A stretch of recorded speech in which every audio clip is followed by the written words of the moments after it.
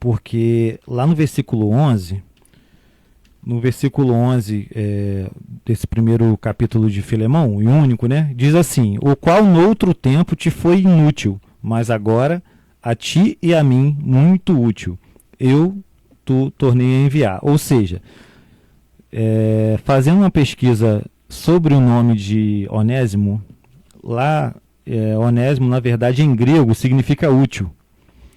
E eu acho até engraçado assim, porque a gente vê Paulo, né, tanto antes dele ser Paulo, sendo Saulo, perseguidor dos cristãos. Mesmo a Decinha, eu fiz um pix pra ela antes de começar aqui, por isso que ela tá falando isso. Não. Só pra quebrar a tensão. Eu fiz um pix aqui pra Decinha, por isso que ela tá falando isso. Enfim. Enfim, na verdade, Paulo, a gente está acostumado a ver ele, né? Antes de ser Paulo, sendo Saulo, perseguidor dos cristãos. A gente imagina aquele cara carrancudo, aquele cara que, né?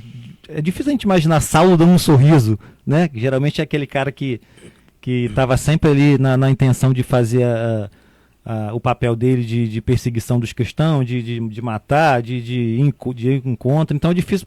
Saulo não é uma figura que a gente olha para ele e pensa que é um cara que está feliz, mas aqui ele parece que está fazendo um trocadilho com o nome de Onésimo. Isso eu acho engraçado, né? Porque Onésimo quer dizer útil, né, em grego, e ele fala aqui que ele era inútil, mas agora passou a ser útil, ou seja, parece que ele está fazendo um trocadilho, né? Ou seja, eu nunca tinha parado para pensar em Paulo assim, é verdade. Achei bem interessante isso. De pensar assim mesmo. E o que acontece? Agora, Onésimo ele foi transformado por Cristo, né? E ele fazia jus ao nome que se tornava verdadeiramente útil para Paulo e Filemão. E dentro disso, a gente pode pegar, né, para nós, porque muitas das vezes a gente carrega o nome de Cristo, né? Carrega o nome de Cristo e a gente chega nas nossas congregações, vestimos aquela roupa de santidade, prestamos nosso culto, mas a gente não está sendo útil para o Evangelho de Cristo, como o nome de Onésimo traduz em grego, né? Porque muitas das vezes a gente está fazendo ao contrário, a gente está sendo inútil, porque a gente sai dali, tudo que foi falado ali, tudo que a gente aprendeu na escola dominical, nas pregações, no ensino pastoral, a gente sai dali fazendo totalmente ao contrário. Ou seja, é muito importante que a gente, porque todos nós, de certa maneira, também somos Onésimos, né?